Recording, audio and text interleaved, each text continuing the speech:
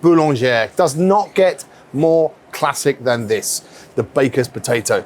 But we've been doing this a long time and we do it a little bit differently. And I have to say, I think this is the best way I've seen Boulangere potatoes made ever. And I'm going to show you here today.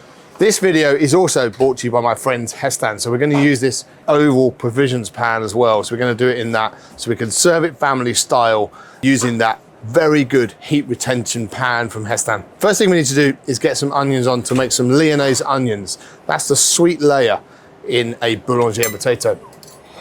And of course we know that Boulangere potatoes are the baker's potatoes, and they're called that because all the villages in France, all the bakers would have their ovens overnight cooking bread. So all the families would come down with their beautiful tray of Boulangere potatoes in the morning, put them into the oven with the residual heat of the baker's oven and cook their potatoes, hence the baker's potatoes.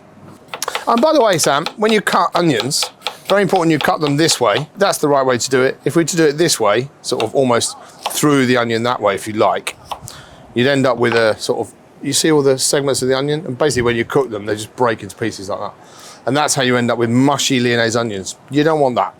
Right, now into there goes some lovely salted French butter, and into there is going to go my onions. Get in there with some salt, that's really important. Put that on, and we'll get some fresh thyme in there as well, and a bay leaf. I will simply wrap that up in a piece of string like that, pop that in, and that will cook down with my onions. That salt is going to allow those onions to bleed out, right? They bleed out, they go really soft, and then you keep cooking until all that moisture's gone, and that emulsion that happens between the onion liquid and the butter, that happens in the pan, that reduces away, and then that turns into caramel, and we get caramelized onions. You know, anyone that says, you know, this is like a sort of 10-minute job, get the onions on for 10 minutes, get them down to caramel, not true. Get these to Lyonnaise onions is a 45-minute job. That's how long it takes to get that from there to Lyonnaise onions if you do it properly. There we go. So in goes the cartouche in there. Very important. Why are we using the cartouche? Very simple. Cartouche goes in there because it allows that moisture evaporation, keeps those onions down. If we use the lid, we'd be keeping all the liquid in there, and we'd never get that water out. We have to get the water out, but equally we need to keep that all cooked from the top down. It's allowing that onion on the top to cook as well because the heat's coming up under the cartouche, hitting the top of the onions and cooking from the top down as well. So it's a multifunctional, very clever, small piece of paper. Right, give that 40 minutes. See you later. Okay, potato choice is important for me for this one. These are Charlotte potatoes, and they're a really nice, even-sized potato. I think even is really important. Let's use this manky old Maldon that's definitely gonna hurt me. There we go. So more like that thickness. You're talking about sort of 1.5 mil thick. What I tend to do is run them on a mandolin, and I'm catching them underneath, and then I can stack them. Okay, so there you go. That's what you're sort of looking for with those onions, right? Really, really soft down like that. They go slightly brown. They're really sweet. It's that level of cooking you need to get that effect. Leave the butter in there. The butter's fine. That all gets transferred straight over to this oval pan or any dish that you're going to use, but I just think the more heat retention you can have in your pan, the better. Spread that out really nicely. Now we start to construct and build the Boulangere. These pans are triple clad to be extra strong, and you know what, they're also engineered not to warp, but it's that kind of level of detail. It's the rivets as well. Look how flush these rivets are. That's the sort of level of pan. We are now using these pans at Rosina for everything we can. I love these pans. It's a family sharing pan as well for a family of 4. To use that for coq au vin, to use it for baking in, I can fry in it, I can cook in it. It's super versatile. It's a beautiful pan, and I've got a real soft spot for these pans. So they're really nice, and I think this Boulangere is going to look an absolute storm. So sliced potatoes in, there you go. Slightly angle them like so.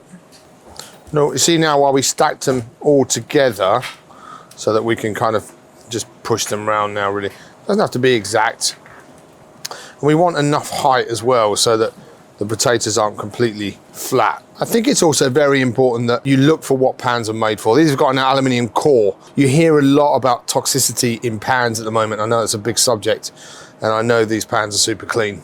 They also give you a lifetime guarantee, which, to be fair, if that doesn't reassure it, I don't know what does. And if you wanted an actual endorsement bigger than all of that, I use these pans across all of my restaurants, and I wouldn't use another pan. So what's really nice is that the way that we cut these means that we get that sort of lasagna effect.